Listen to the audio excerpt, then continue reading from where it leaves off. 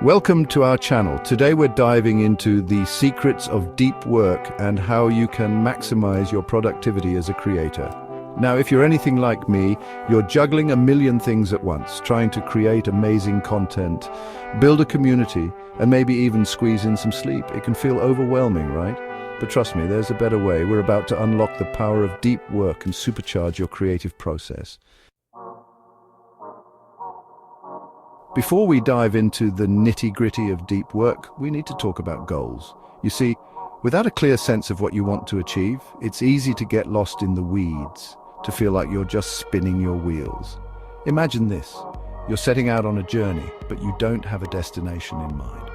You might end up somewhere interesting, but it's unlikely you'll reach your full potential. That's why setting clear, specific, and meaningful goals is crucial. Think about your big picture aspirations. What do you want to achieve with your creative work? Do you want to inspire others, build a successful business, or simply express yourself? Once you have that North Star in mind, you can break it down into smaller, more manageable goals. Remember to make your goals smart, specific, measurable, achievable, relevant, and time-bound. For instance, instead of saying, "I want to write more," set a goal like, "I will write for 1 hour every morning before work, aiming to complete a first draft of my novel in 3 months." See the difference? The second goal is precise, measurable, and gives you a clear time frame to work towards. Setting clear goals is like creating a roadmap for your creative journey. It helps you stay focused, motivated, and track your progress along the way. Don't underestimate the power of clarity. Take some time to define your goals, write them down, and revisit them regularly. Trust me, it will make a world of difference in your creative journey. Now that you've got your goals sorted, let's talk about how to actually get things done.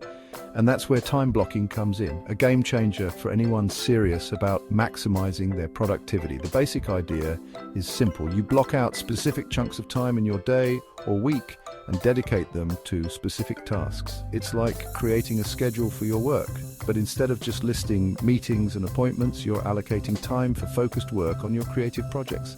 Think of it this way. Your time is your most valuable resource, and time blocking helps you invest it wisely. By consciously deciding how you'll spend each hour, you eliminate decision fatigue and reduce the chances of procrastination. Here's how to get started. Grab your calendar or a digital planning tool. Block out time for essential tasks like sleep, meals, exercise, and any fixed commitments. Then start allocating time blocks for your deep work sessions. I personally find that scheduling deep work sessions for the morning, when my mind is freshest, works best. But experiment and find what works best for you. Remember to be realistic with your time estimates. It's better to start with shorter blocks and gradually increase the duration as you get more comfortable. And don't forget to factor in breaks. We'll talk more about that in a later chapter. The beauty of time blocking is that it forces you to be intentional with your time and prioritize what truly matters. It's a simple yet powerful technique that can transform your productivity and help you make steady progress towards your goals. Let's face it, distractions are the arch nemesis of deep work. In today's hyper-connected world, it's all too easy to get sidetracked by notifications, emails, social media, and the endless stream of information at our fingertips. But here's the thing. Deep work requires focus, and focus requires minimizing distractions. Think about it. Every time you get interrupted, it takes time and energy to refocus on the task at hand. It's like trying to climb a mountain while constantly being pulled back down. So how do we create a distraction-free environment conducive to deep work? First, identify your biggest distractions. Are you constantly checking your phone?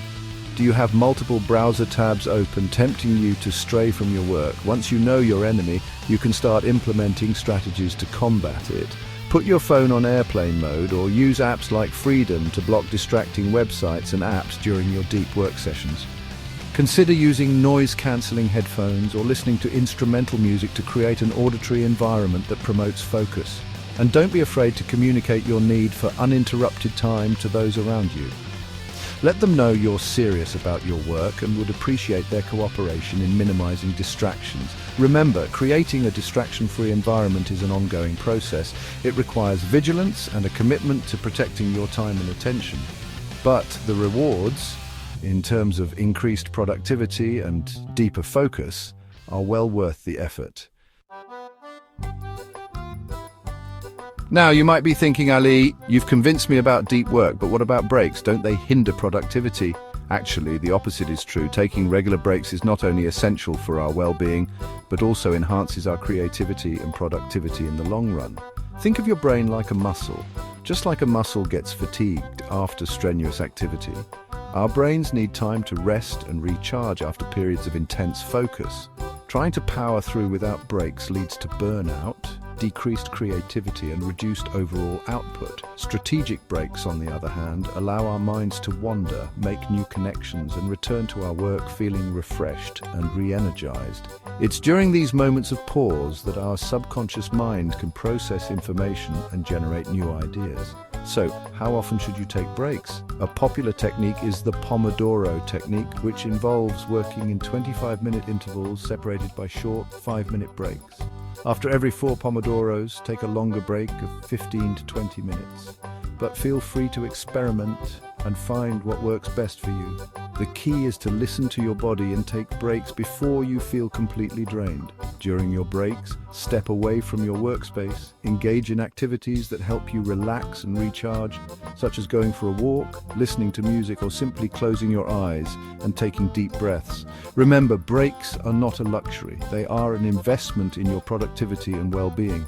By incorporating regular breaks into your workflow, you'll find yourself feeling more energized, focused, and creatively charged. We've talked about setting goals, managing time, minimizing distractions, and taking breaks. But there's one more crucial element to sustainable productivity work-life balance. Now, you might be thinking, Ali, easier said than done, right? And you're not wrong. Finding that sweet spot between our professional and personal lives can feel like a constant juggling act, but trust me, it's a balancing act worth mastering. You see, when we neglect our well-being, our relationships, or our passions outside of work, it inevitably impacts our productivity and creativity in the long run. We become burnt out, resentful, and lose sight of the bigger picture. So how do we cultivate a healthy work-life balance? It starts with setting boundaries. Define clear work hours and stick to them as much as possible. Avoid checking emails or working late into the night, as this blurs the lines between your professional and personal time. Make time for activities you enjoy and that nourish your soul. Whether it's spending time with loved ones, pursuing hobbies, or simply disconnecting from the digital world and spending time in nature, these activities are essential for replenishing your energy and maintaining a sense of balance. Remember, work-life balance is not about achieving a perfect 50-50 split between work and personal life. It's about finding a rhythm that works for you, that allows you to show up fully in all areas of your life without feeling overwhelmed or depleted. It's an ongoing process of experimentation, adjustment and self-reflection, but by prioritizing your well-being and setting healthy boundaries, you'll create a more sustainable and fulfilling life, both personally and professionally. Thanks for watching.